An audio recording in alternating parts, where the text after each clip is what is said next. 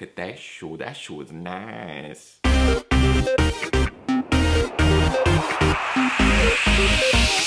Ginger Runner. What's up everybody, Ethan Newberry here for another GingerRunner.com review. Today, the Pearl IZUMI E-Motion Road N1. Oh. Okay, so the Road N1 is the sister or brother shoe, I don't know what sex it is, to the Trail N1 without the outsole material, right? So it's still a very similar midsole, but it doesn't have that lugged outsole. Now this shoe is awesome. It runs like a race flat, but has a lot more cushioning to it. It's really simple in its design, but really efficient, makes for a wonderful stride. There's a lot of things I like about it. There's a couple of things that I dislike about it. So if you've seen my Trail N1 review, I think you'll like this review as well. Let's get on with it. Things that I like. I like the transition. The best way to describe it is that the rockered outsole rolls you from your midfoot to your forefoot and then the toe off. And I really love that sensation. The transition in this shoe and your gait is smooth, like silk. I really, really enjoy that. It makes for a nice, clean run, and you get this really satisfying sound when you're running it. It's a really quiet, flat smack, and I love it. It's satisfying. The cushioning. Now the shoe has tons of it, right? So it's a very similar shoe to the Trail N1 with cushion. When your foot is in there, whether you're wearing socks or not, you just feel this wonderful, soft EVA material, and it makes for a very comfortable shoe. I dig it. The upper. This is a really minimal upper, very similar to the Trail N1. There's very little in the way of overlay. It's just welded on here. These stripes are welded on where the laces connect to kind of provide a little bit more structure there. But the forefoot and midfoot area is snug without being too tight. It's flexible, so if you have a wide foot, it's really, really nice. You can run it sockless without any single problem. It's great. This shoe is breathable. Now, like I said, this upper is extremely simple, very minimal, but what they did was allow for airflow.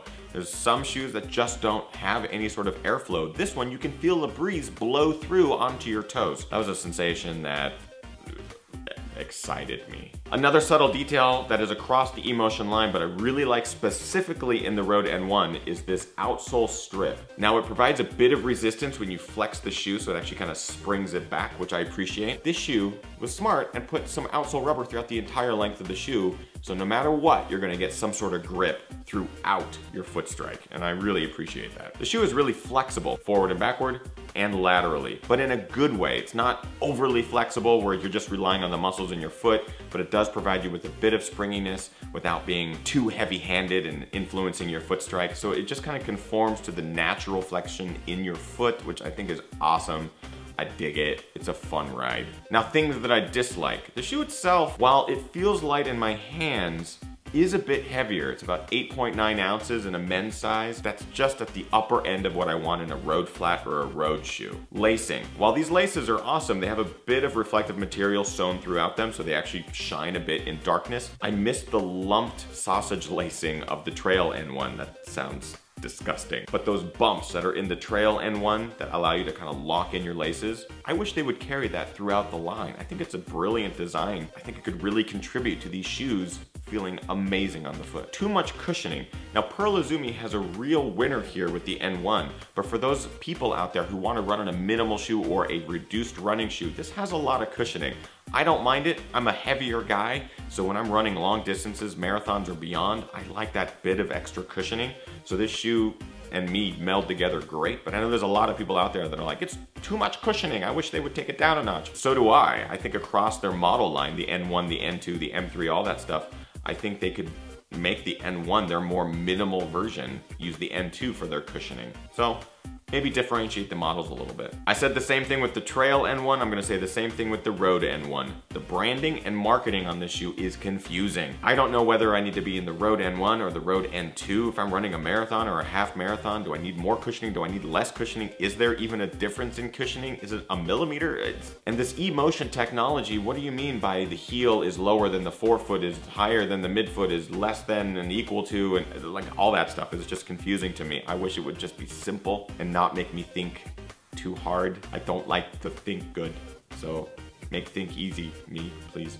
And that's actually it for dislikes. Like I said, this shoe is fun. It's a really fun ride. It's reminiscent of the Brooks Green Silence, which is a really comfortable, flat racing shoe. A little bit heavier, very cushioned, really comfortable. That's pretty much what this shoe is. So let's just get on with points. Quality. 4 out of 5. I docked at a point because it's the same upper as the trail N1, so I'm worried that it will potentially pop holes.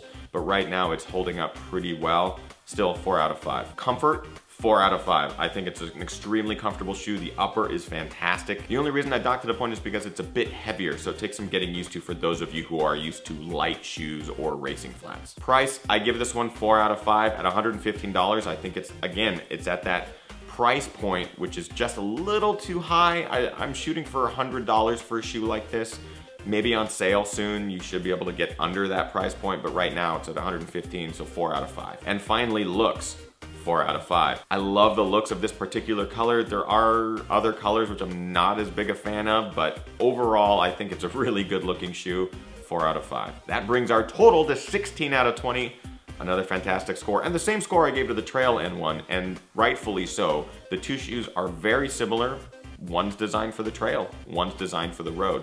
Really similar ride. Of course, the terrain you're running on will be different, so that will influence how the ride is in these shoes, especially for you. But this one in particular, I plan on running a marathon in this shoe. It's that comfortable, it's that fun to run in, and I'll keep you updated as to how that goes. So that's it, guys. I hope you enjoyed this review. If you did, please like and favorite it, and even comment below. Have you run in any of the Pearl IZUMI shoes? Do you plan on running in any of the Pearl IZUMI shoes? I think they're coming out with some really cool stuff, and I'm excited to see how this all transforms in the future for them. I never anticipated them getting into the running shoe game, but now that they're here, I welcome them with open arms. Do not forget to subscribe to this YouTube channel, youtube.com/thegingerrunner. I make fun videos all the time, reviews and other stuff. So make sure that you're here and subscribe so you can see those videos whenever they pop up in your feed. Also follow me on Twitter @thegingerrunner. And of course, like me on Facebook, facebook.com/thegingerrunner. I'm giving stuff away all the time. I am, people, trust me. And of course, go to gingerrunner.com to see me blog, to see me make videos, to see me make a fool out of my ginger self, because that's just what I am. You guys, I love to have fun, but I also love to train, race, and party. That's fun. That's all fun. So why don't you go do the same? Get out there, train hard, race harder, party hardest. Peace.